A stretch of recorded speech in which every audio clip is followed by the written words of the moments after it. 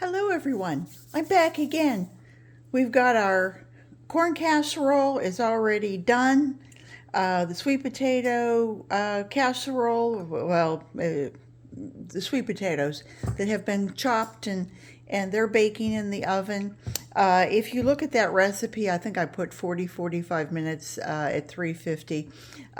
Cook your sweet potatoes until they are done, and they're fork tender. If you take it and stick your fork in and you feel that your sweet potatoes aren't quite done enough, cook it another 10 minutes. It's a very forgiving recipe. Sweet potatoes have been around since 50,000 BC. I mean, really, they have withstood the test of time. Anyway, I want to show you how to make a pumpkin pie. And I mean, if you can't make a pumpkin pie, just stay on the couch.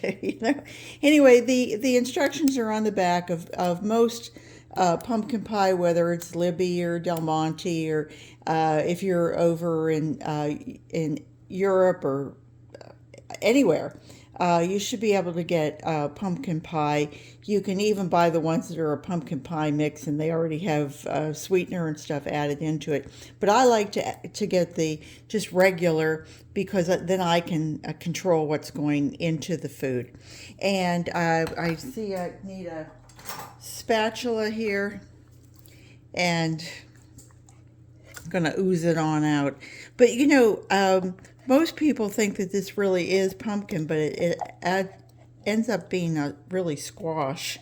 I don't know why they insist on calling it pumpkin pie when it really is. Most pumpkin pie comes from a squash. I don't know the type of squash, but anyway, the instructions are on the back. It's simple, easy peasy, as they say.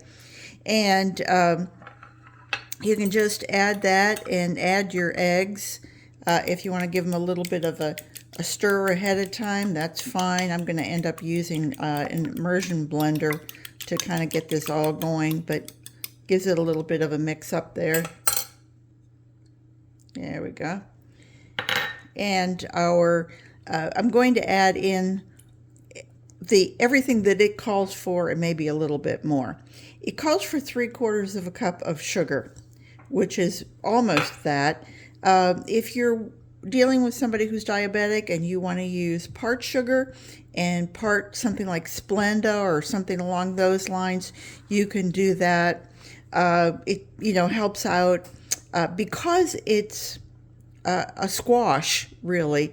It has a lower glycemic rate than something like a cherry pie or something that's really lemon meringue, something that's going to be really sweet.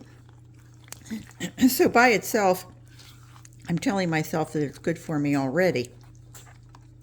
So then we've got ginger. We've got ginger and salt. Anything that you're making that has so much sweetener in it, if you add a little salt, it gives your taste buds a kick up. And then you're going to add your cloves and mainly cinnamon. Everybody equates pumpkin pie with cinnamon and then just a little cloves. I like cloves, so it works for me. There we go. Ooh, yummy. My kitchen is really starting to smell.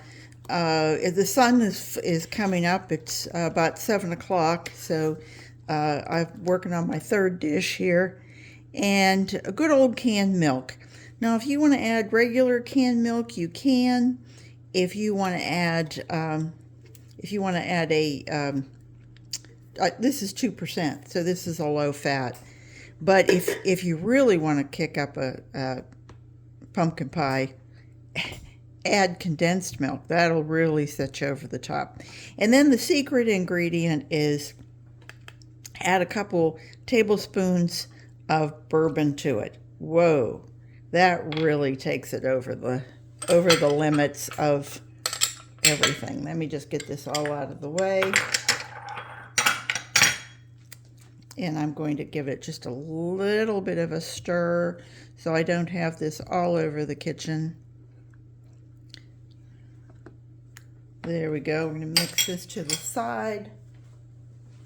And then if you don't have one of these are just the greatest thing in the world, is an immersion blender, because you can kind of control what you're doing.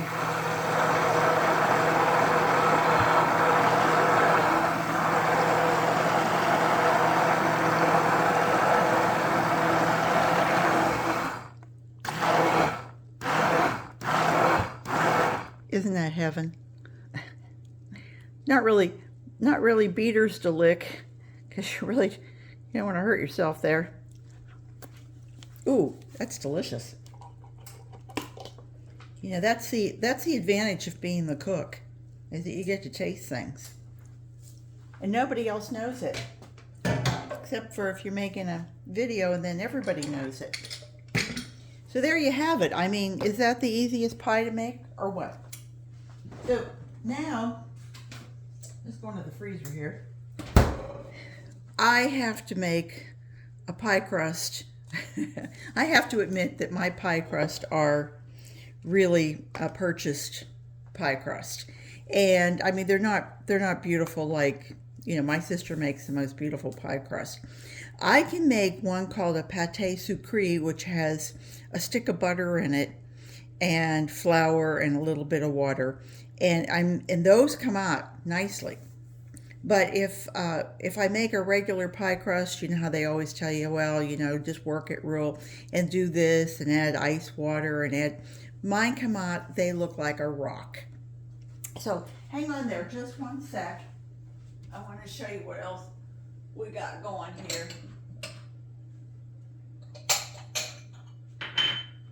I oftentimes make my pie crust, and this is a 4 cup. This is it's supposed to be a 4 cup, and I think this is probably only about a 2 cup. So we're going to pour that in. And just make sure that this is really blended to the bottom. That's my oven telling me that it's ready.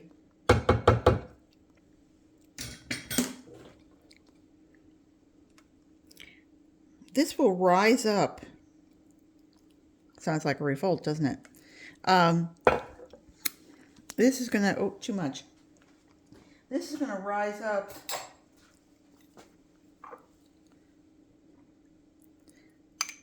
in here, and it won't run over, but because you have 2 eggs in there, it is going to raise a bit. And then once it cooks and you bring it back out, then it will sink. So if I had a deep dish, which I normally do, if I were making the pâté sucré, then all of this would have gone. But what I like to do, because there's just 2 of us, I will make several of the. I'll have like four of these, and I can have a little dessert, or if I just want a little taste of it. I'm not really ruining my the beauty of a whole pie. So anyway, now I'm going to put this in the oven, and it goes in at 425 for 15 minutes. And then, let's read the rest. And then it says 350. Then we knock it down to 350 for 30 to 40 minutes. You can also, if you're worried about your crust, take a bit of aluminum foil. I don't know where I have them, but hang on. If you have little bits of aluminum foil, people used to call this tin foil, even though it really was never tin foil.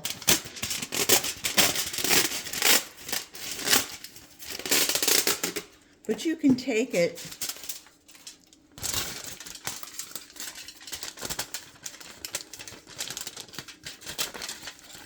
and